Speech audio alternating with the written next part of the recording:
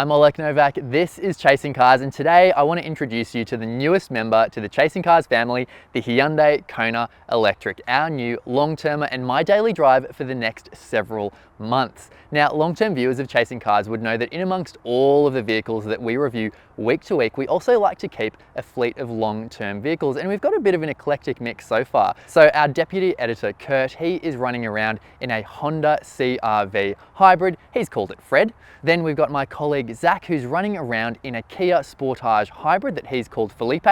And we've got our production specialist, Tom Place, who is running around in a Mustang Mach-E. And then lastly, we've also got the Volkswagen T-Roc, which we've called Dwayne. So now, the Hyundai Kona Electric joins the family. We've called it Agnes. So I'm very much looking forward to getting to know Agnes over the next several months. But today is all about finding out why Kona Electric, what am I looking forward to, and what am I worried about in having this as my long-termer. But before we do all of that, make sure you hit like, subscribe, and the notification bell, and follow us on TikTok and Instagram too. Chasing Cars, honest reviews of your next car. Brought to you by Budget Direct. So first up, let's get a lay of the land on all things Kona. Now, it's one of those rare vehicles that you can get as a petrol vehicle, a hybrid vehicle, and an electric vehicle. So it's currently in its second generation, which launched last year, but the EV joined the ranks at the start of this year. Now, despite the fact the petrol version of the second generation actually launched first, Hyundai says that the second generation Kona was actually designed as an electric vehicle first. So when it comes to the Kona Electric, the lineup is actually pretty simple to navigate. So first up, you've got the base entry spec Kona Electric. Now you can get that in either standard range or in extended range. Or you can step things up to the Kona Electric Premium. That one only comes in extended range. Now, both extended range variants, the base level Kona and also the Premium, you can get them with an optional N-line sporty styling package as well, if that's your flavor too. So what do we have as our long-termer? Well, forget N-line, forget Premium, forget extended range. We've got the bog standard base Kona Electric, which you can get for 54 grand before on-road costs. Now, dead giveaway that we have the entry-level Kona Electric as opposed to the top spec ones is that we've got the 17-inch wheels over here. Now that compares to the 19-inch wheels that you get with the Premium, or if you go for the N-line pack on either grade. So it's a bit of a spoiler alert, but I am quite a fan of these 17s, as we will discover in my next update. Now, our long-term test car is spec'd in Ecotronic Grey, which adds about $600 to the price. So what do you think of the looks? Initially, I was quite a big fan of the new looks, particularly the RoboCop face design that Hyundai's been rolling out. But then I kind of went off it a bit the more I looked at it, especially when you compare it to some of the other really cool, in my opinion, modern designs that are coming out from Hyundai, like the Ioniq 5 and the Santa Fe. But now, the more time I've spent with the Kona Electric, I've become a bit more endeared to it. But I do think it depends on how you spec it and what color you get. So I'd look forward to sharing with you my ideal way of how I'd spec this car if I was actually buying it. So stay tuned for that very soon. But in the meantime, let us know, what do you think of the looks? Do you think it's a good looking car? Let us know in the comments. Now, this being the entry-level Kona Electric, a big part of our test will be, is it powerful enough? Is it efficient enough to live with day to day as well? So it's got a front electric motor, it is front wheel drive, it's got 99 kilowatts of power, 255 Newton meters of torque, and it's got a 48.6 kilowatt hour battery too.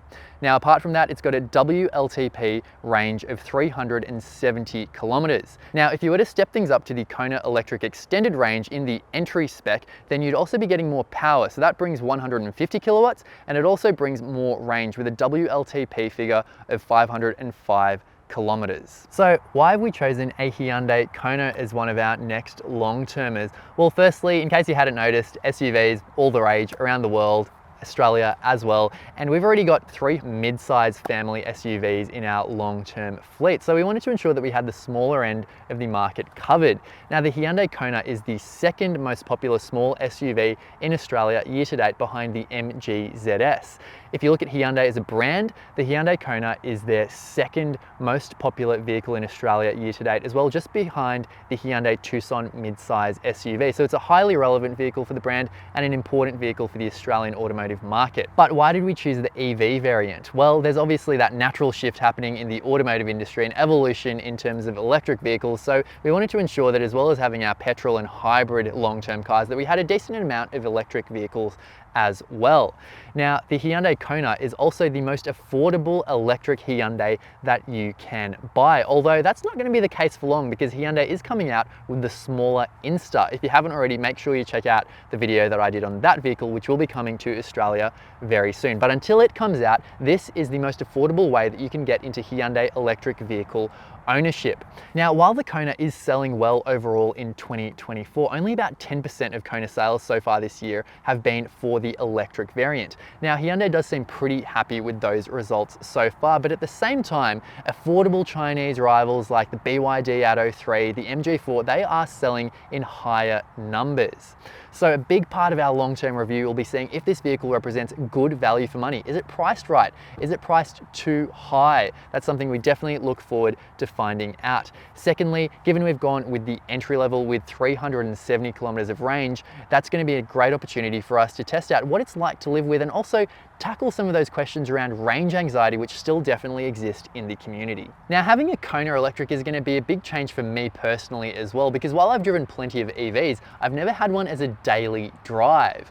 Not only that, but by nature of my living arrangements, I don't actually have anywhere at home where I can charge this vehicle overnight. So over my several months with the Hyundai Kona Electric, I'm actually going to be limited entirely to Australia's public charging infrastructure network. So that's going to be a great test to see how the Kona goes with that, and also how I go navigating that as a daily drive proposition too. Not only that, but it's also going to be great to test this vehicle out in the daily grind of Sydney traffic to and from work, and obviously testing out the practicality as well. Now, another dead giveaway that we are in the entry-level Kona is the interior, which is a bit darker than the premium spec models, which you can get in leather and lighter colored materials. Now, we'll obviously be doing a detailed interior assessment in my next video, but for now, in terms of some key interior highlights and features, you do have some nice screens. You've got the dual 12-inch screens in front of you for the digital instruments and also the media display over here. You've still got features like dual zone climate control, you've got wireless Apple CarPlay and Android Auto, and you've also got a wireless phone charging pad over here as well.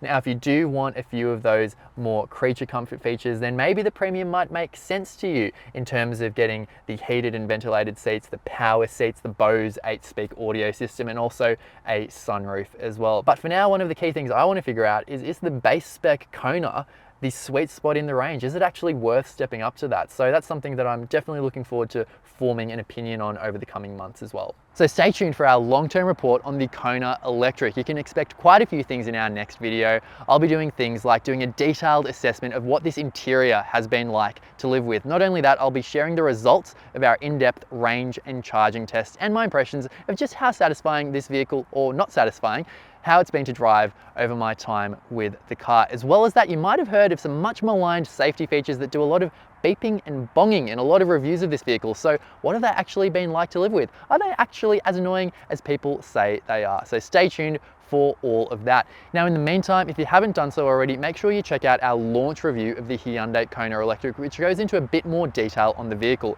Granted, that is a launch vehicle, so it's going to be interesting to see how our assessment of the vehicle compares when we've had it for a much longer test period. So we very much look forward to that. But in the meantime, what we really want to know is what you really want to know about the Hyundai Kona Electric standard range. So let us know in the comments section down below any questions you have or anything you want us to test out, and we'll ensure to do so.